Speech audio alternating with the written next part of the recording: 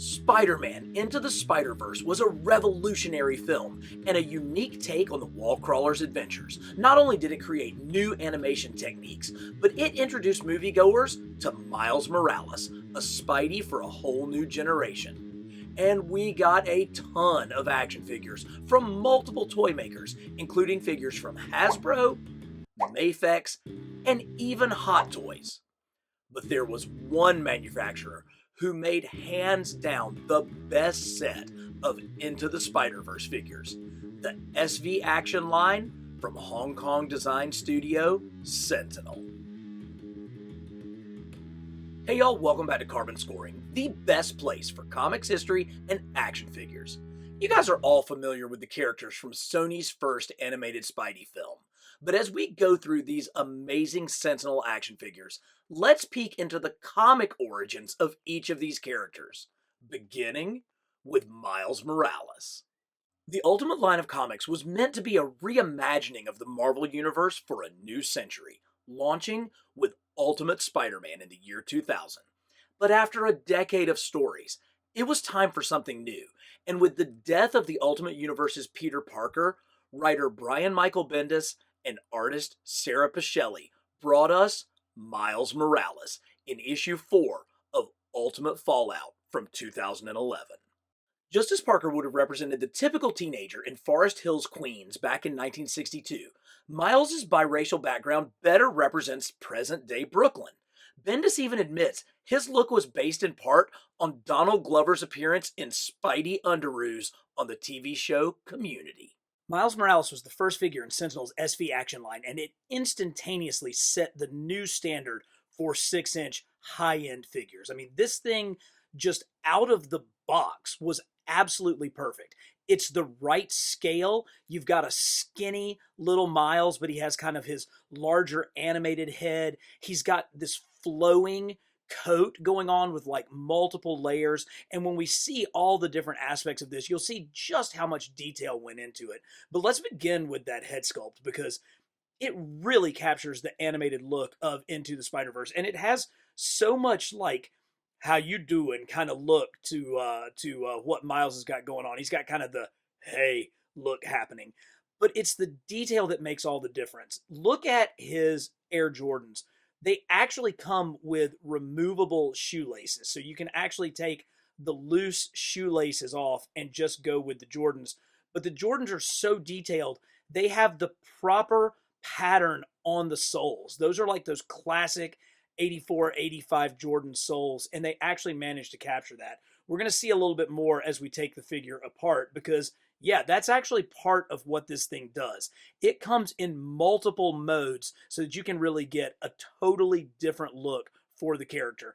And let's start by switching out one of the head sculpts. So we get the one animated Miles head, and it actually pops off relatively easily. You can see there's a ball peg right there, and his hood comes off as well. Now, one of the nice features is the hood has this little peg here, so that it actually sits really nicely when you attach it to the back, so that it's properly weighted against the back of his sweater. So it actually looks like it's in the position that it is. It doesn't float around. But let's just take one of the standard heads and pop that on, and you can see how good that masked head looks. Now, the masked head can be utilized with the headphones, so it gives it that really cool, he's got his Beats on look. But you can also take the masked head, kind of take it off, and go again with the peg. The peg pegs into the back, and then you can put the masked head back on so that you get kind of a flowing look where he's like swinging around with it. That's just such a nice feature. And even though it's not soft goods, it's not cloth, it actually, I think, works better because it stands up and it keeps that flowing action going on. So we'll take that back off.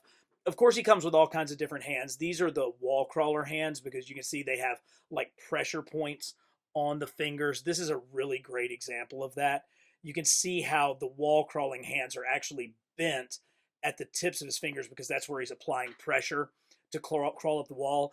And he comes with this hand using his spray paint. So really, really cool. Now, before we look at Miles in costume, you may be wondering, where on earth can you find one of these figures after all these years of it being released? And that's where the sponsor of today's video, Whatnot, comes in. Whatnot is a live auction site for collectibles, like action figures, and from April the 11th through the 14th, they're running Whatnot Con, a virtual convention including some of my favorite YouTubers like Pixel Dan and Toy Federation. Plus, you could bid on and win Todd McFarlane's actual real-life Spawn mobile. If that's a little out of your price range, join me for my live stream on April 14th at 7 p.m., where I'll be auctioning off Spider-Man figures from my personal collection. If you click the link below, you'll get $10 off your first purchase, which a ton of my viewers have already taken advantage of. So I'll see you on Whatnot. So as you can see, the figure comes with multiple different parts, and that's something that SV Action Sentinel figures, they almost took like the model kit aspect of Japanese toys and used it in action figures. So in order to get him into more of a superhero look, you simply take off the arms, they pop right out there on little ball pegs, and then that allows you to slide his jacket off. So now you have a torso. His pants come off, and he has a lower body that pops right on. So obviously, you're just going to pop these arms on.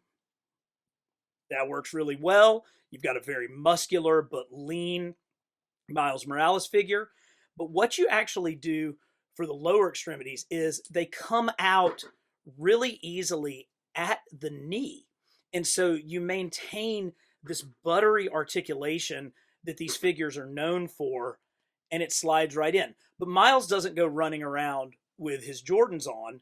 Those come off as well. And it's fascinating because these Jordans are actually in two parts. The upper part of the high top is a separate part so that it doesn't hinder the articulation when you get these things into such incredible poses. And that is really what this figure is all about. And it's something that it's difficult to show on the screen, but it is just so good at posing. Look at the crunch you can get this figure into. These joints are so smooth, but they're thick enough. They have just enough tension to them that they absolutely will hold their pose in any position. And because it's got ball mechanisms all around, you actually can get incredible range of motion all the way around this figure. It's phenomenal. But something that Sentinel was able to do, they were able to get all of this without losing the lines of the sculpt. It is remarkable how cartoon accurate this figure looks no matter what position you have him in. And it's something that we saw carried over across the entire line of figures, but it certainly started with Miles Morales. Nick Cage brought Spider-Man Noir to life in SpiderVerse, but the character actually first appeared in comics all the way back in 2009. Much like the animated version, Noir comes from an alternate Great Depression version of New York City. This led to a series of hard-boiled crime stories focused on gangsters and a cannibal version of the Vulture. Dark stuff indeed. So we go from the very first figure release in the Sentinel line to the newest, and that is Spider-Man Noir. Now, this is a figure that takes articulation to a whole nother level because, yes, of course, it's got all of the articulation at the joints that you would expect, but this thing actually is articulated in ways that you would have never guessed. And they're able to take a hard plastic suit and make it feel like it's come alive. So let's take a look at this figure, beginning with this great head sculpt. So we've seen other Spider-Man Noir figures, but they were really lacking in the web pattern that the animated look was so famous for. So this one captures that with his fedora.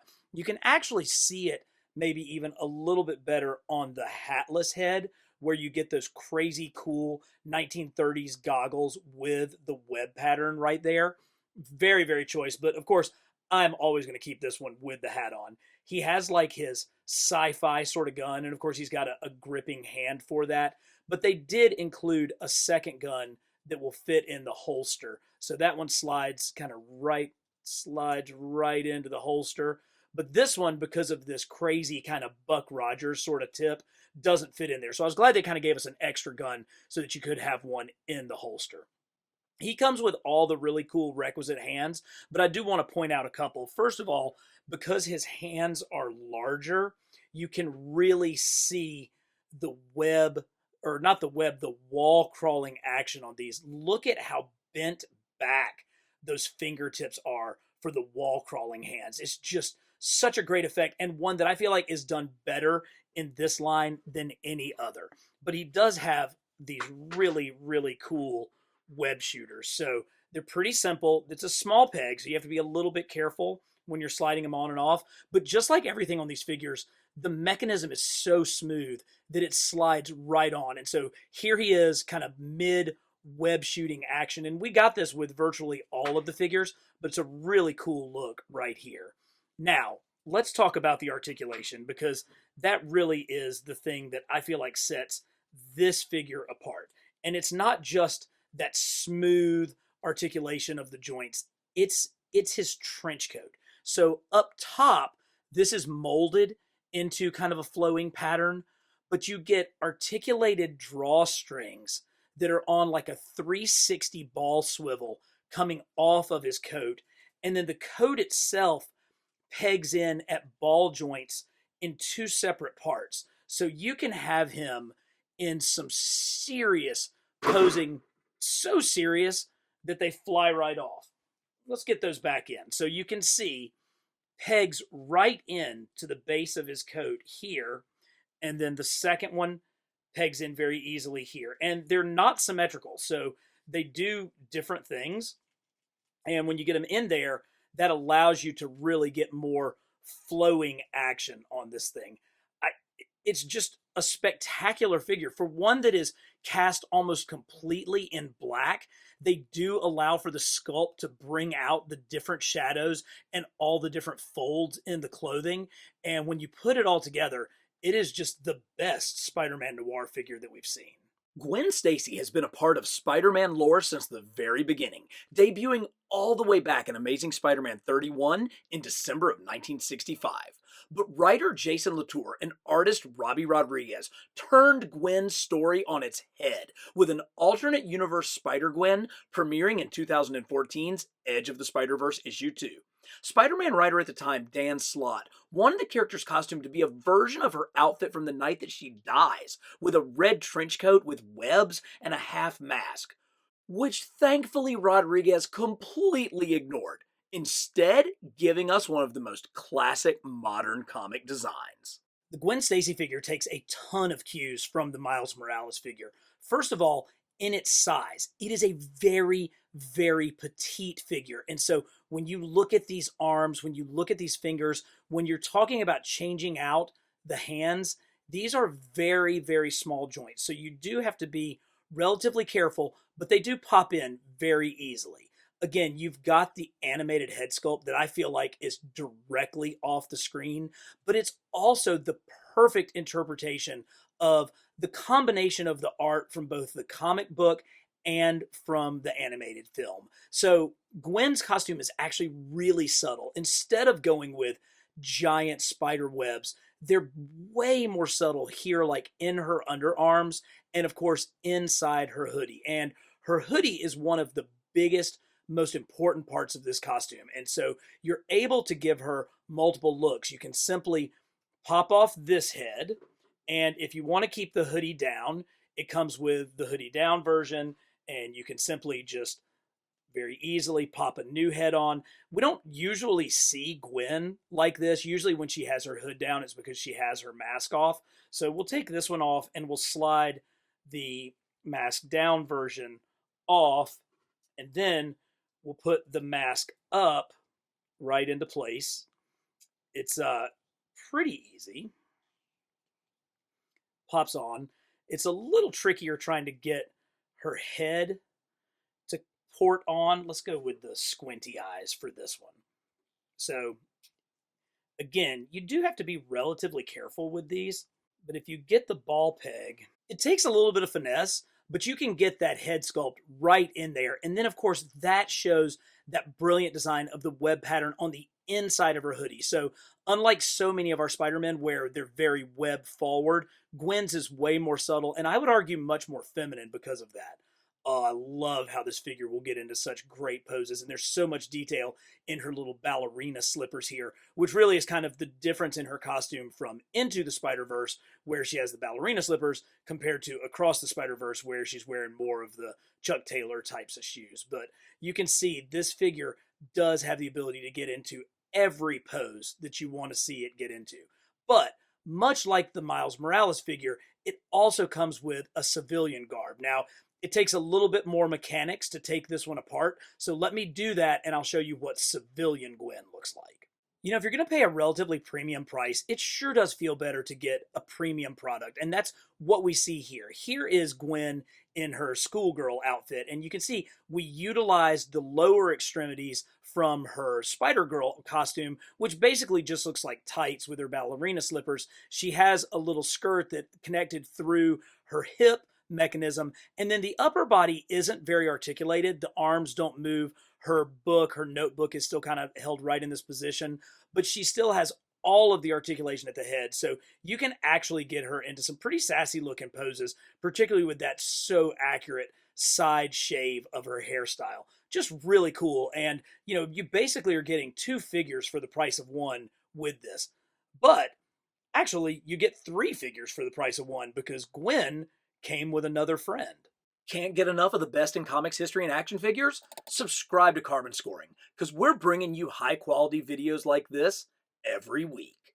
Aside from Peter Parker himself, no one in Spider-Verse has been around in the comics longer than Peter Porker, the spectacular Spider-Ham. Created by Larry Hama, Tom DeFalco, and Mark Armstrong, Spider-Ham started off as an inside joke in the Marvel offices.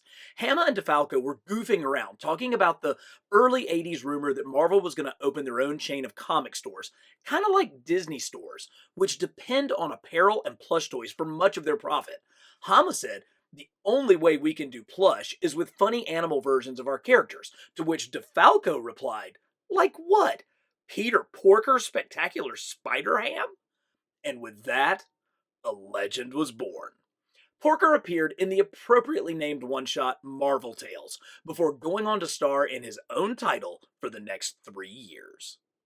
Now, Peter Porker has made his way into other action figure lines, specifically Marvel Legends and the Mafex line, but this one is the one that has the most movement with it. And I've got him with his kind of very, very cartoony head going here, and one of his super hyper elongated arms, as well as one of the smaller arms. You can see these are on ball plug-ins, so they do have pretty good movement.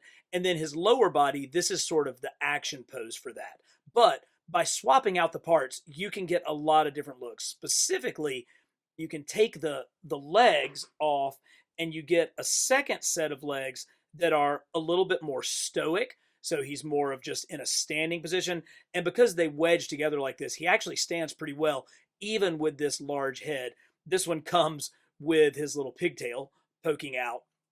The arms can be switched out, but as you can see, these are pretty tiny arms. The cartoonish ones are definitely bigger, but the ports that go into these shoulders are still extremely small. So you do have to be very careful when you're moving these in and out. But it is a good look to have him with the cartoonish web blast going on. But of course he comes with a second head, and that's on a decent ball peg, so it's not nearly as bad. You can see here's the port to go into it, and then here's, of course, more of the standard Peter Porker look. So it really captures the comic look with the fact that he's got the eye holes on his snout and, of course, the web pattern all the way around. And I like the fact that with the alternate heads, you get two completely distinct looks for our Peter Porker figure. So as long as you're careful with all these tiny little parts, you can actually do a lot with this little guy.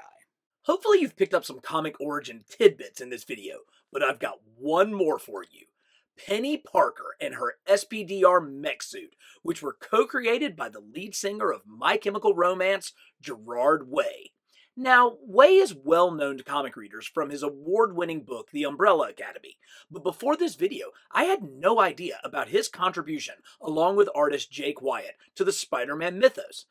Penny and SPDR were heavily inspired by Neon Genesis Evangelion and made their debut in the fifth issue of Edge of the Spider-Verse from 2014. Now, I have raved and raved and raved about these figures so far, but unfortunately, this Penny Parker with the SPDR is kind of a piece of junk. I mean, it just barely holds its shape. The joints fall apart, the feet pop out all the time, and if they don't pop out there, they pop out here, so it's hard to get him to stand up. These joints are like really, really loose, and they're weird because they come apart like this, and so you constantly feel like you're about to break them. Now, some of that is because I think it's meant to be more modular so that you can kind of, put them in different, see, they don't stay in very well, but I guess it's meant to, let's see, is that supposed to go? I don't even know how that's supposed to go. Let's put it back here. It's supposed to be more of a modular system where these parts can go into different places, and I get that, but what I really want is to be able to stand this figure up, and these joints at the hip and at the knee combined with the mechanism of this foot are so weak that it's almost impossible to get it into a standing position. Now, it does have a cool light up effect. You can see I have the lights on, and so the dome is lit up and the spider is lit up, and that's pretty easy to mess with. There's simply a little mechanism back here where you can turn it on and off. Now it's off. Now we have it back on, and I guess I like that. I don't know that that really justifies the price for this figure. Slide this back on here. And it comes with, well, there we go. Slide this back on here. And it does come with an alternate head. It's a little hard to get this, but if you kind of use your thumb, you can switch out the dome on, there it is, and go from kind of the angry dome to the more happy-faced dome, which is, I guess, sort of cute. I mean, it's hard to get him into a position that this really makes sense. And I also was pretty disappointed with what they did with Penny. Now, that's a fantastic little mini statue for Penny Parker. I love the little, kind of Hello Kitty-ish backpack. She's got her big anime eyes. It's a schoolgirl outfit. I mean, it's super accurate to the cartoon, but like, come on, there is zero articulation on this thing. So you have this figure whose articulation barely stands up, and this one, which looks great, but has no articulation at all. So as great as this line is, I have to say this one, look, see, and that feels like it's broken, but it's because it just, the way these things pop on, it'll pop right back in place. But I thought I just broke it while I was filming it because you hear it snap when it does that. So he may be smiling looking at this, but for this one, I'm kind of not. Nerdy teen, freak accident, selfish goals, unspeakable tragedy. With great power, there must also come great responsibility. I have a lot of Spider-Man figures. I mean, I have easily over 100 unique Spider-Man figures, and each of them is special to me in their own way. I mean, I have ones that are incredibly comic accurate, that mimic the artwork of Steve Ditko or Todd McFarlane. I have ones that are spectacularly accurate to the movie versions that have unbelievable head sculpts. I've got them in 3 inches. I've got them in 12 inches. And of course, I have them in 6 inches. But I don't know that I have one that puts everything together the way that the Sentinel SV Action Spider-Man from Into the Spider-Verse does. I mean, this thing has the incredible colors, just the magical red and blue to really bring out Steve Ditko's original costume. It has great touches like the incredible detail on this back spider, because you can switch out the abdomen. Sometimes it'll pop out on you because I have played with this thing so much. This thing has unbelievable paint apps with glossy black against a set-in gray on the webs that's actually carved in. There's details down to the fingers. Look at these webs crawling, these wall crawling hands with the unbelievable pressure on the joints. I have figures that have extreme articulation, but I don't know that I have any that have as good of functional articulation as this one, to the point that there's even a little bit of a notch in the back of the thigh so that you can completely get his calf all the way back. There's a ball here at the ankle to give you everything you want. You can get all the motion at the hands. And of course, these shoulders come way back and way forward, and they do it without an annoying butterfly to mess up the sculpt lines. That's another area where this one is just so superior, is that even in just a regular pose, it looks like it stepped directly off the screen without missing a beat, and yet he can get into a huge crouch with his head up. Oh, and speaking of heads, of course you've got a relatively standard Spidey head, but with a simple pop, you can switch over to a much more animated, larger-eyed head sculpt.